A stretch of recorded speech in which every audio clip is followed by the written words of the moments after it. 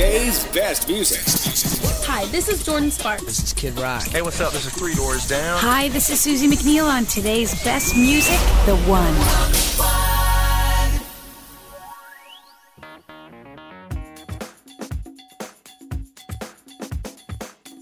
Hey Midwestern Ontario, it's Meredith from your afternoon drive show here on 101.7 The One, and I've been talking about my desire to get into theater recently. If you've been listening to my show, you would know that.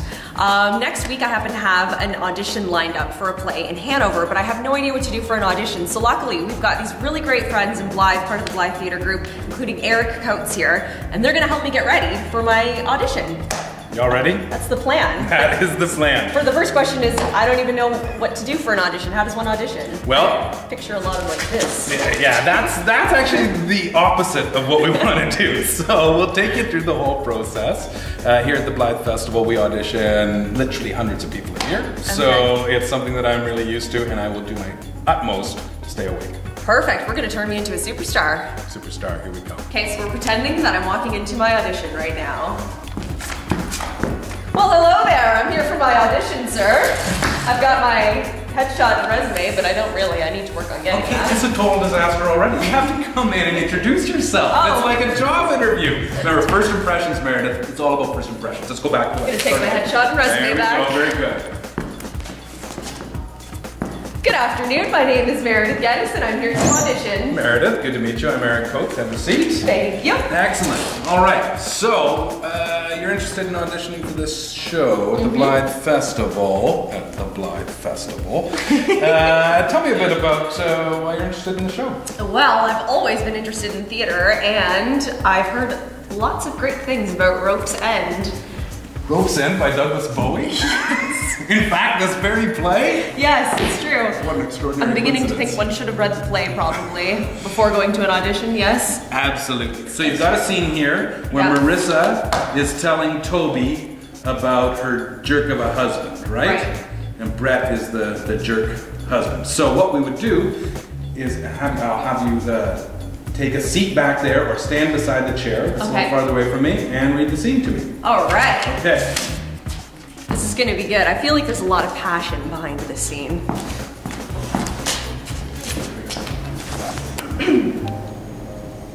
Anyway, give the guy credit. He agreed to go as long as he had a week in Scotland first playing golf. So I went on ahead to Florence and wandered around the museums and churches and sipped my Orvieto Classico. Meredith. No, this is good?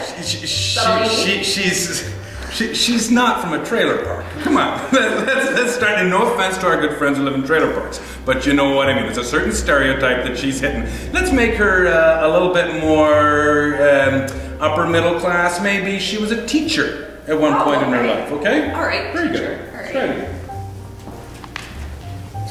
And then Brett arrived, and it sounds petty, but just the little things he would do would bug me. He'd order pizza, and he would say it wasn't as good as Domino's, and Honey, the kids are going to leave the classroom if you talk to them. No, not that. Just bring it down, a little more natural. Don't insult my intelligence, is what I'm saying here. Okay.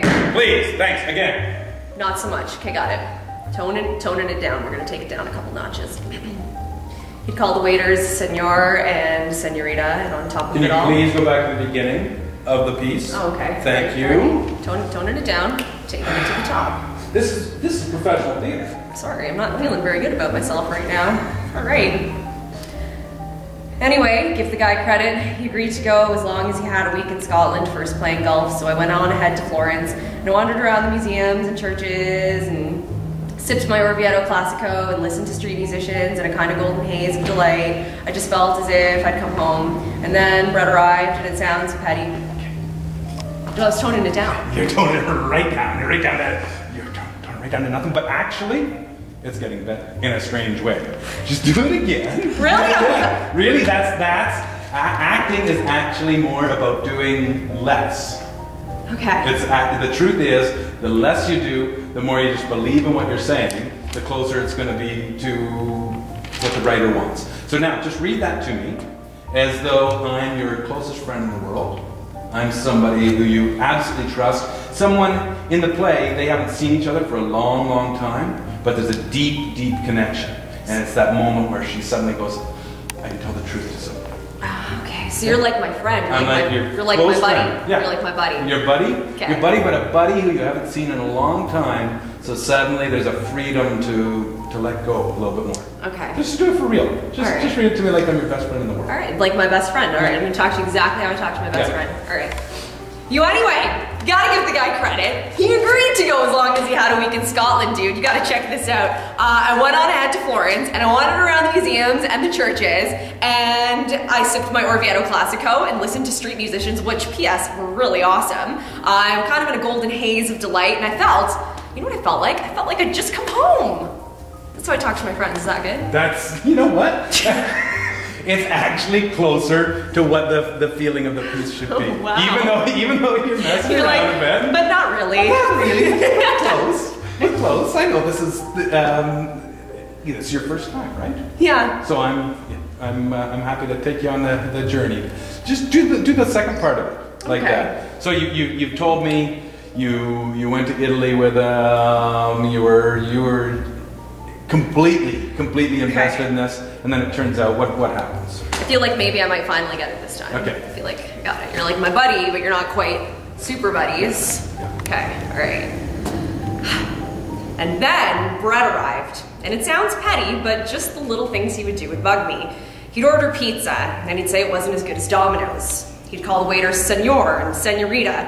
And on top of it all, he was positively squirming with boredom from the moment he got there. We lined up for an hour to see the David, and I just knew he was thinking, what am I staring at some big naked guy with a slingshot when I could be on a golf course somewhere? She got the part. In all seriousness, I want to thank you, Eric, for your time today and actually teaching me a little bit about what I'm going to have to deal with next week. And for giving us your time. I mean, could you tell us a little bit about the Blyth Theatre some more as well? Sure. This summer we have 4 Canadian plays coming up that are about as different from each other as they could possibly be. We're starting with a play called Hometown, which is actually 6 short plays. All right. Each one written by a different playwright from across Canada. Okay. So it's a really interesting project. We asked all these writers just to write about what the word hometown means to them. Oh, that's so cool. Yeah, it's a really it's not going to be your typical night in the theater. It's going to resonate well with people around here too, I think. Yeah, and hometown means different things to everybody. Absolutely. So yeah, I'm very excited about that. Second play in the season is Vimy, which is about the Battle of Vimy Ridge, and I'm really excited isn't the right word. I'm really honored to be doing this play because the Blyth Festival takes place in Blyth Memorial Hall, which is a war memorial to the soldiers who fell in World War I, and that's exactly what this play is about. So a very powerful piece, and people are getting really, really interested in it already. Okay. The third play in the season is Rope's End. Hey, we get to see this little ditty done properly. And it's a great date play. It's a beautiful love story. It'll make you cry, it'll make you laugh. This is one for everyone. And the last play in the season is Early August, which is another comedy, and it takes place backstage at a small theater company in rural Ontario. And, sounds familiar. Yeah, and it's brand new, and it's very much about us and what we do here. If anyone ever is curious about what life is like in the theater, this is the show for them. Very cool. Yeah. Is there a website people can go to find out about this and grab tickets when the time comes? BlythFestival.com. Perfect, thank you. Simple as that.